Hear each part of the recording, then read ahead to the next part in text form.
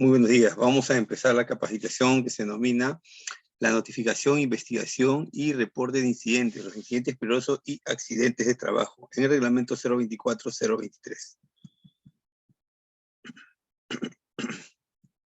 Aquí están las reglas a considerar. Siempre deben estar ubicados en un lugar seguro, y si hay un sismo, bueno, tienen que abandonar una zona segura, que ya está delimitada y marcada. En caso de incendios, tienen que tener cerca siempre un extintor, respetar las opiniones de los demás. Pueden hacer uso de los baños y servicios higiénicos y del celular sin interferir con esta capacitación. Pueden salir y regresar. Veamos cuáles son los contenidos del curso. Introducción a la investigación de incidentes, cuál es el marco legal, la definición, las responsabilidades, las fases de la investigación. Tenemos respuesta inicial al accidente o incidente peligroso, recopilar información, identificar todas las causas significativas, desarrollar e implementar medidas correctivas y realizar el informe de investigación. Algo muy importante, ¿cuál será el objetivo o cuáles son los objetivos del curso? ¿Qué se espera que comprendan? La importancia de la investigación, la metodología para investigar y los fines de la investigación.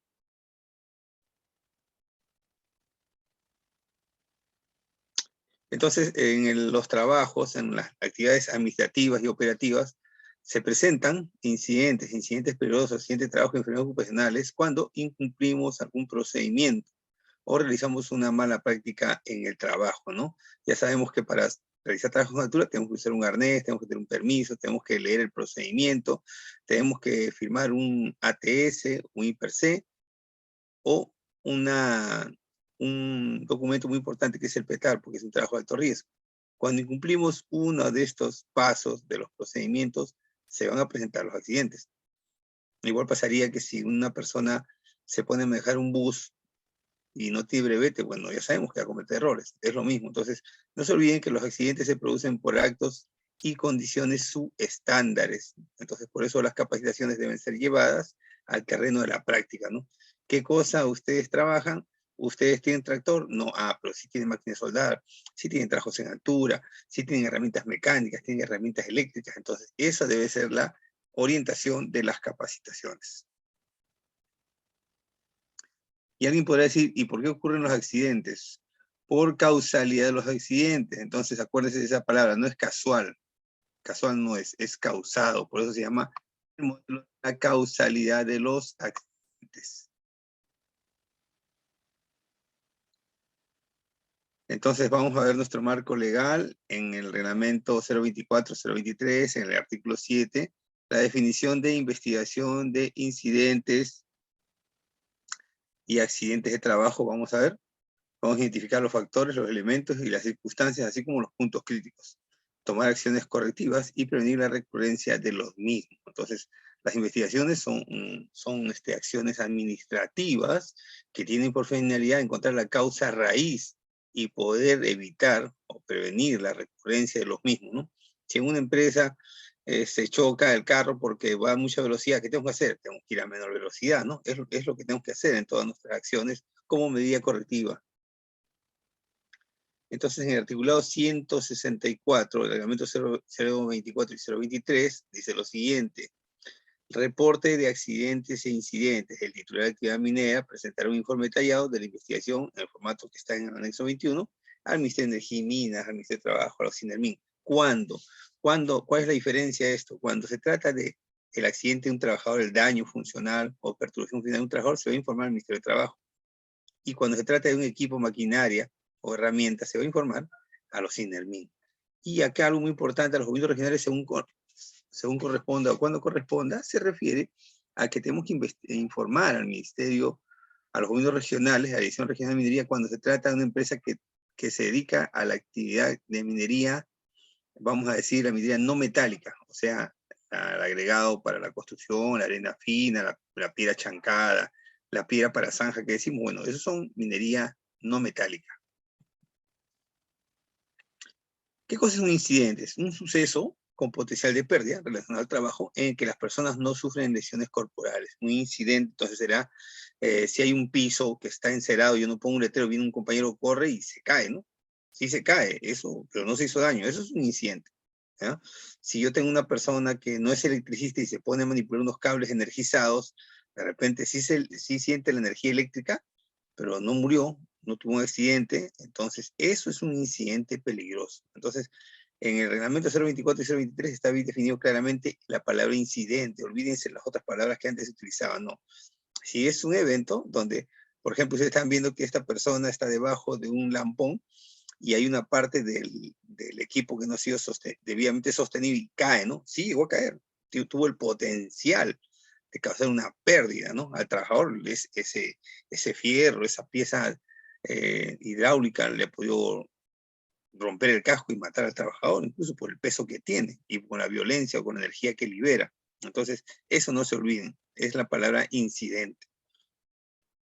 Y cuando nosotros decimos incidente peligroso, es cuando el trabajador, ¿no?, participa de un evento, pero no tiene daños, ¿ya? No tiene daños, sino lo que pasa es lo siguiente, de que hay una pérdida material. El carro se chocó, si se rompe el parabrisas, se rompe el faro, se rompen los frenos, la llanta, la batería, es una pérdida material. A eso le llamamos incidente peligroso. Y accidente de trabajo, sí es lo más que debemos tener en cuenta, es todo suceso repentino que sobrevenga por causa o con ocasión del trabajo y que produzca en el trabajador una lesión orgánica, una perturbación funcional, una invalidez o la muerte. Entonces, se considera a partir de la pérdida de un dedo meñique, ¿no? Si alguien se golpeó, fue atrapado en una faja de movimiento del dedo meñique, ya se considera un accidente de trabajo. Cuando hay una atención médica, es un accidente de trabajo. Entonces, es muy importante que ese diagnóstico, qué es lo que tiene, cuál es el daño que sufrió, lo va a emitir un médico en un documento, ¿no? Ahí dice diagnóstico, fractura de dedo, de tercio distal, mano derecha, dedo índice, ahí está, listo. Eso lo va a decir el médico, nosotros no podemos emitir un documento porque no somos médicos. Eso y ya lo tienen bien claro, en San Nicolás y en Mina hay una enfermería de salud, es donde todos deben ir de acuerdo al procedimiento para que el médico diagnostique y realice el tratamiento más conveniente. Si está a su alcance, lo realizará ahí. Y si es necesario transportarlo en una ambulancia y llevarlo a un hospital, como es María Reyes en la ciudad de Marcona, lo tendrá que llevar. Y si tiene que llevarlo a Ica, lo tendrá que llevar a Ica. Y si tiene que llevarlo a Lima, lo tiene que llevar a Lima. Entonces, cada nivel de atención tiene una responsabilidad. Si hay que operar, bueno, ya saben ustedes que en San Nicolás no pueden operar a nadie. Entonces tienen que llevarlo a un especialista. Tenemos especialistas si alguien se daña la cara, hay especialistas cirujanos en cara, en cuello, en nuca, en brazo, en tórax, en pie, de todo tipo de especialistas. Y esos especialistas no los tenemos aquí. Esa es la razón que el médico hace una evaluación en base a sus conocimientos y emite un documento. Y con ese documento, o le puede dar descanso médico. Ese documento está firmado por ese médico. Él diagnostica y realiza el tratamiento que corresponda al trabajador de acuerdo a su gravedad. Entonces, muy importante, una cosa es decir, muchas personas pueden comentar, pero estamos hablando del terreno de la formalidad y en esta capacitación debemos saber que el documento que va a emitir el médico es donde va a sustentar cuál es el daño que tiene este médico y en base a la clínica, su evaluación médica, él dice, ese trabajador tienen que evacuarlo. O de repente es un daño muscular que le va a aplicar una inyección, de repente ya el trabajador se recupera, le da descanso médico y ya se va a realizar una evaluación de un día, 2 días y ya se va a ver que el trabajador se puede recuperar el trabajo, como si fuese el caso, como puede ser que no. Vamos a ver ahora también cuáles son las responsabilidades que tenemos todos dentro del trabajo. Todos tenemos responsabilidades. Entonces, en el artículo 44 dice lo siguiente, el reglamento 024-023. El trabajador, o sea, todos nosotros tenemos la obligación de reportar de manera inmediata cualquier incidente peligroso y accidente de trabajo. ¿A quién? Al supervisor inmediato, al supervisor mecánico, eléctrico, civil. Y el supervisor en el articulado 38 tiene la obligación de investigar aquellas situaciones que un trabajador o un miembro del Comité de Seguridad y Salud Ocupacional consideren peligrosas. Entonces tiene que tomar acción inmediata. En el articulado 167, reglamento 024 y 023, dice lo siguiente: todos los incidentes peligrosos, accidentes de trabajo y enfermedades profesionales deben ser investigados por la respectiva supervisión del área de trabajo con la finalidad de encontrar las causas raíces que lo provocaron y dictar las medidas preventivas y correctivas que eviten su recurrencia. Entonces, ¿quién es el supervisor del área? El supervisor que les da el trabajo a ustedes. Si ustedes hacen un trabajo mecánico, tienen su supervisor mecánico, ¿no? Si tienen un trabajo civil, de obras civiles, tienen un supervisor civil. Y si tienen un trabajo eléctrico, bueno, tienen un supervisor eléctrico. Entonces, él es el encargado de realizar esa investigación. Debe ser investigados por la respectiva supervisión del área de trabajo, no por el ingeniero de seguridad. Nosotros como ingeniero de seguridad asesoramos, damos las facilidades en cuanto a la documentación, los términos de plazo, los protocolos que se han establecido con esta finalidad de contribuir con la gestión de seguridad y salud ocupacional, aún producir una emergencia. Entonces, pero no es nuestra función realizar la investigación, si no seríamos juez y parte, y nosotros somos prácticamente los fiscalizadores. No podemos ser juez y parte.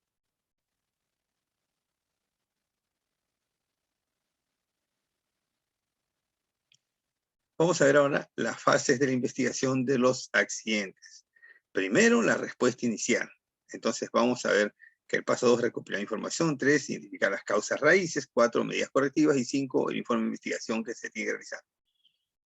Entonces miren aquí. Observen la imagen. ¿Qué es lo primero que usted haría? Ya están dos vehículos que están tripulados. Entonces la parte de la cabina está impactada, ¿no?, en su totalidad.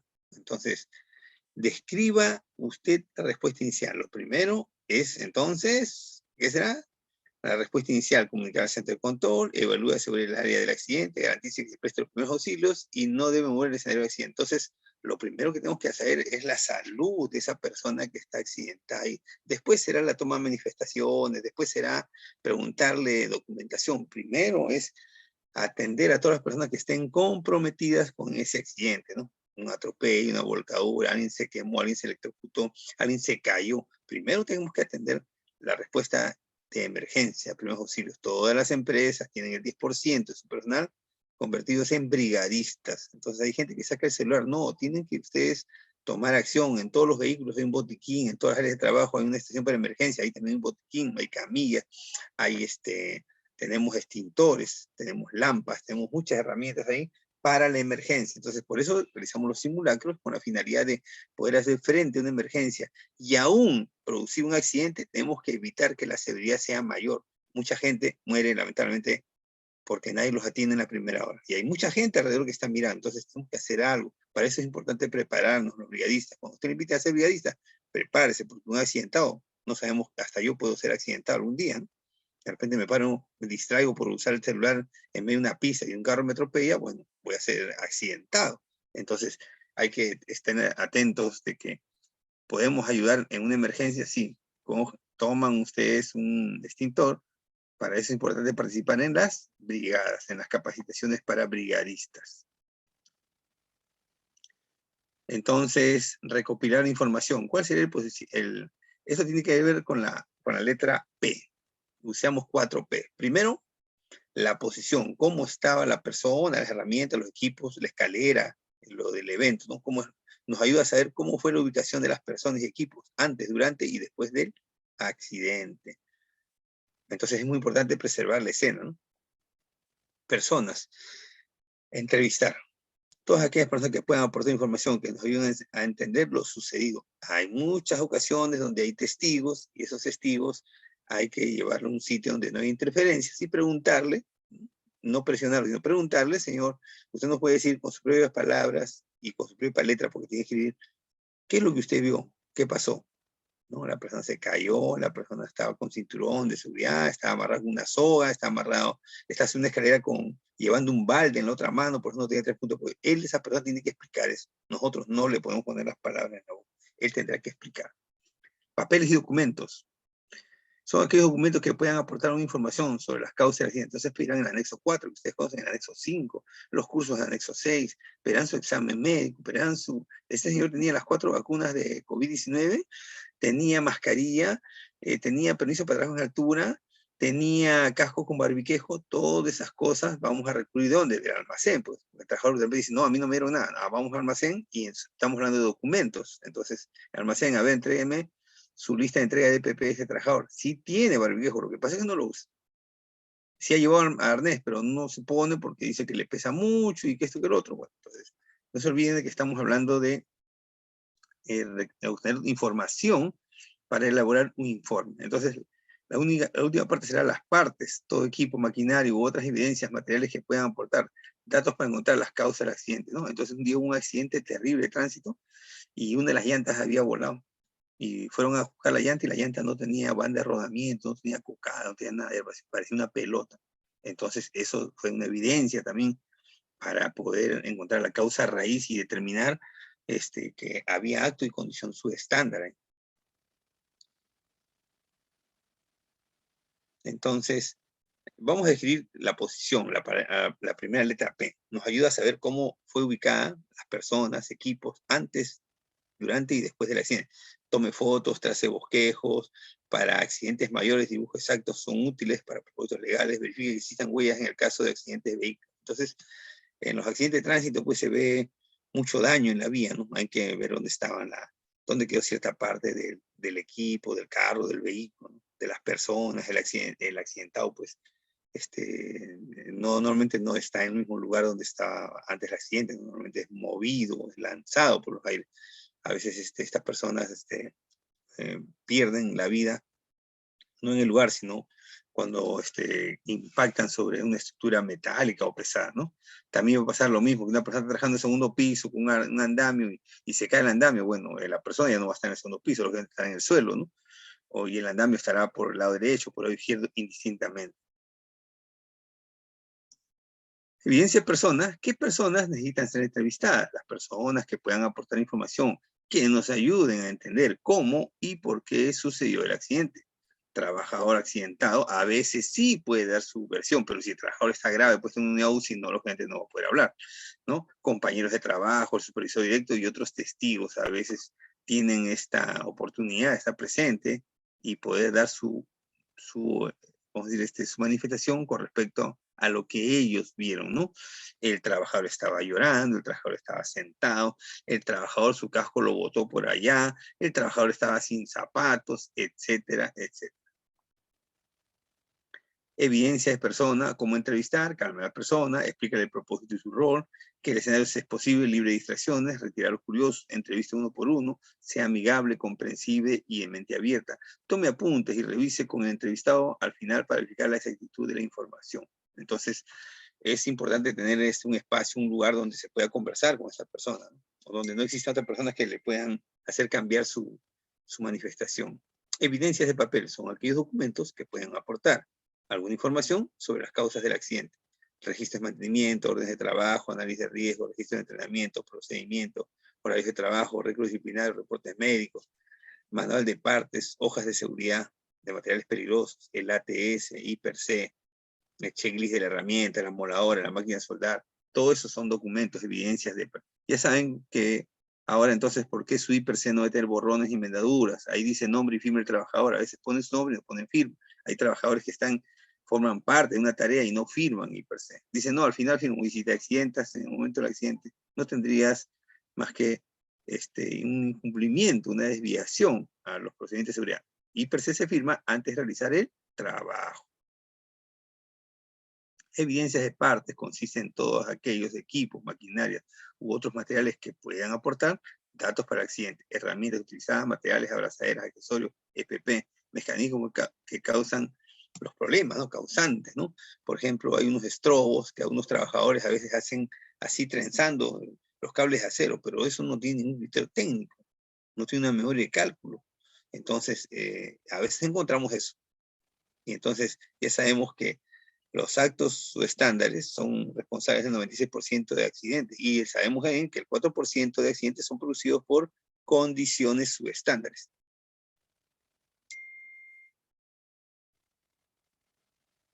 Entonces, vamos a identificar las causas. Un modelo que inventó el señor Franville Jr. hacia el año 1970 se llama el modelo de la causalidad.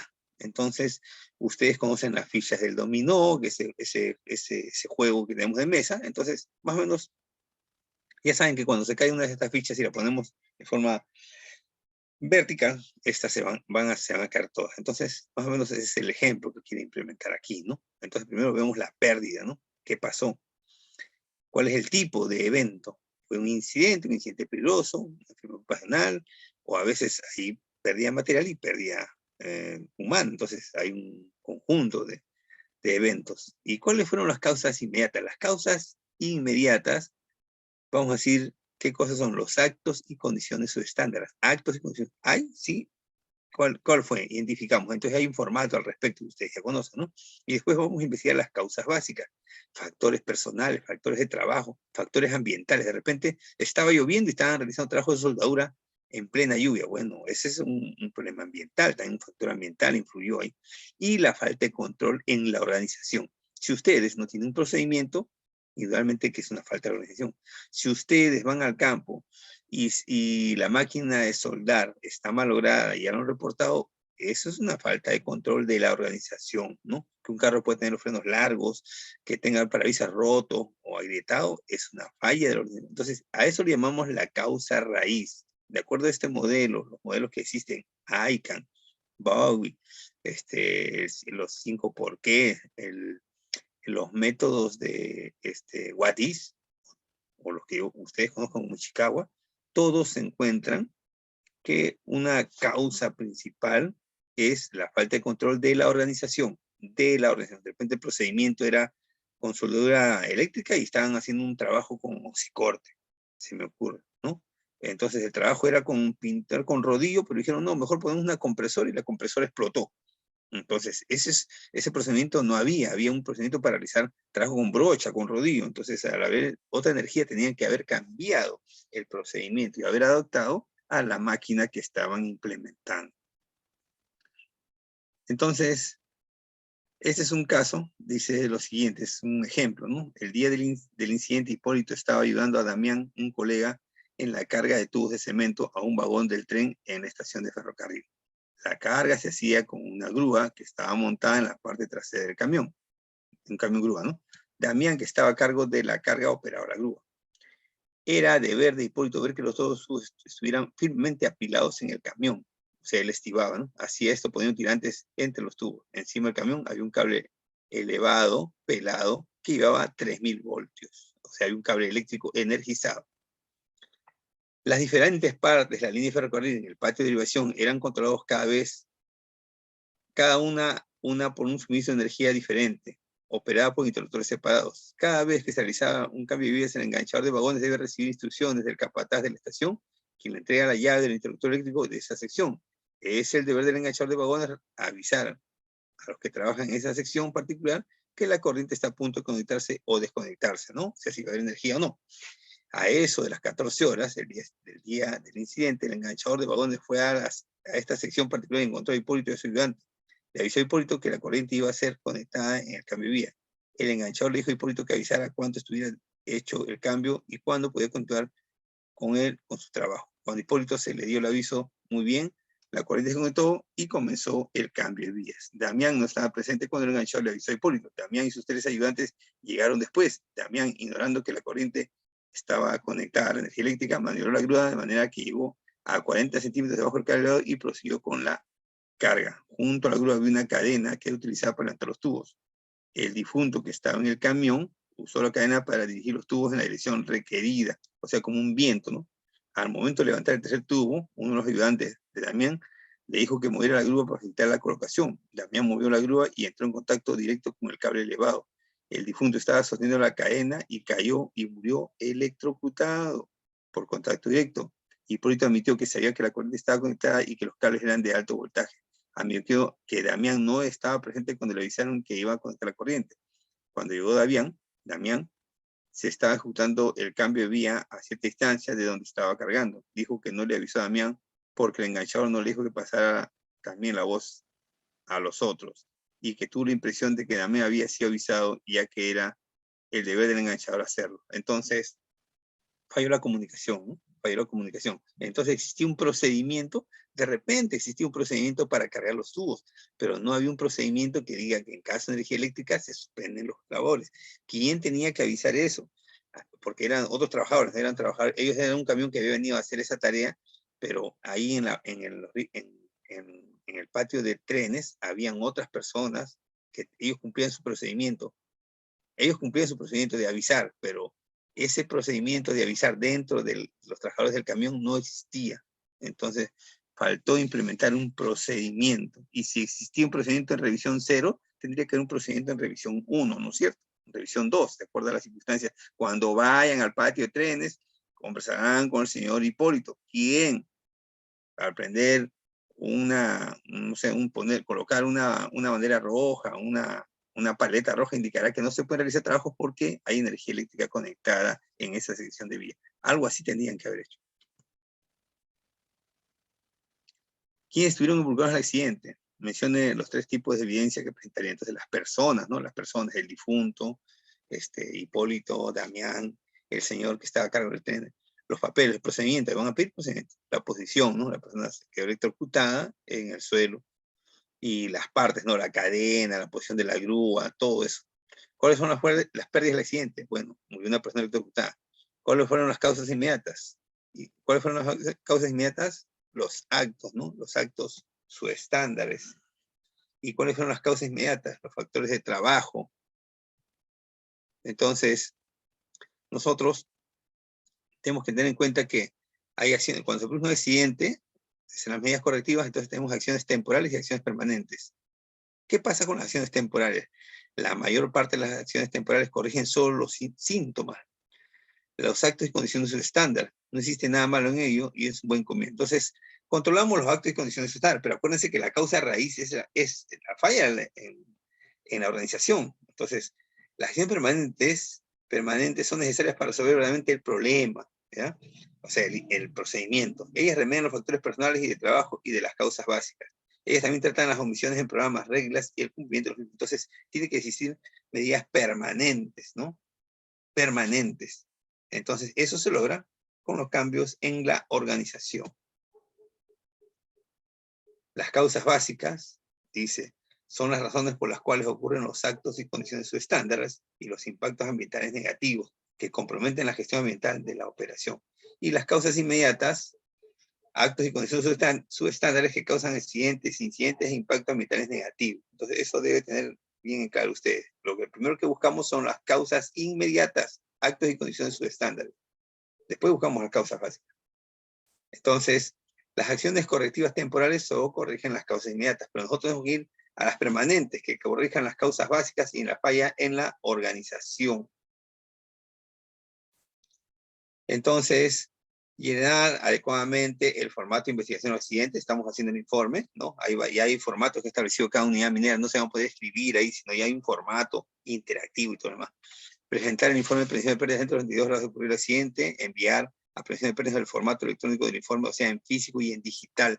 Porque esto va a ir al Ministerio de Energía y Minas, hay un sitio donde ellos, Dirección General de Minería, donde van a hacer unas estadísticas mensuales y anuales en el rubro, en el sector, ¿no? Entonces, aquí está el informe preliminar, ¿no? Este es de Buenaventura, donde todos nosotros vamos a poder utilizar este formato inmediato, ¿no? Otros, aquí en la unidad minera le llamamos flash report, ¿no?